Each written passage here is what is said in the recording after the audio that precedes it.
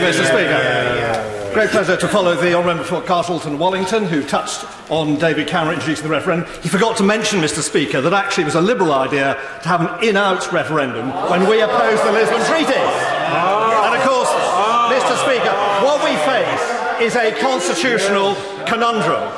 Quite rightly, the member said we promised a referendum in-out if we won the 2015 referendum. We then had long processes in this Parliament guaranteeing that we would give the power to the people to decide. We then had the referendum. The people decided overwhelmingly to leave. 17.4 million people, the biggest vote in British history, the biggest majority in British history on any one subject. Everyone then said, what does leave mean? And the Conservative Party very helpfully interpreted leave to mean leave the single market, leave the customs union and leave the remit of the ECJ. And sadly, Mr. Speaker, what we come up with here does not deliver that. This is a betrayal of what the people voted for. In my last speech, you kindly asked me to speak, I touched on the impact on our laws. It is ludicrous that laws will be made by 27 nations imposed upon us so we cannot query them. You take the area of agriculture, totally dominated by the EU. It is extraordinary that our agriculture will be held back to levels of support of 2019 throughout the whole period of the transition. Our competitors on the continent will be better funded, have access to our market on free terms. That is a particularly penalised sector of our economy. You take state aid.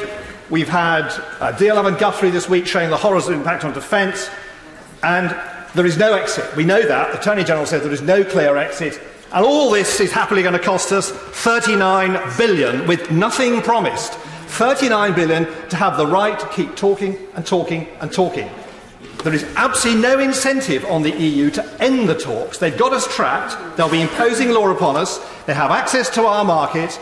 They can clobber us when we don't obey our laws through the ECJ, and we will be paying. What's not to like? And we saw it from Herr Selmayr, who unwisely blurted out Passo a Neue Presse that he'd got everything, including the cost of losing Northern Ireland. That is the real horror for me in this paper. Carving up something called UKNI, a new political entity in which not a single elected representative from Northern Ireland can have any impact on that law, is shameful. It is a complete breach of the principle of consent, which was embedded in the Belfast Agreement. It's as Lord Trimble has said, it's a breach of the demand for the Assembly to be consulted. So I will not be voting for this.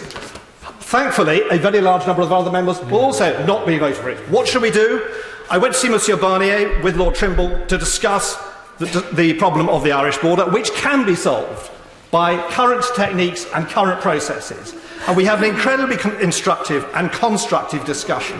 What we need to do is to go back to the free trade offer of the 7th of March from President Tusk. We should go back there on Thursday morning and say, yes, we will engage in very serious discussions on your free trade agreement. In parallel, we will immediately tell you we are going to World Trade Organization terms, which has come under the most ludicrous caricature attack because it's synonymous with leaving. World trade terms means we're leaving. It's not as good as a free trade agreement, but it does mean we're leaving. That will galvanise the European Union in coming back to us.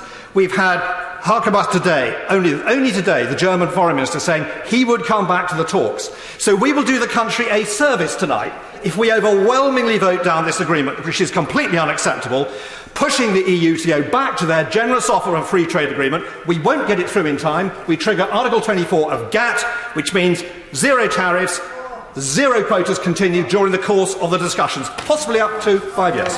Thank you.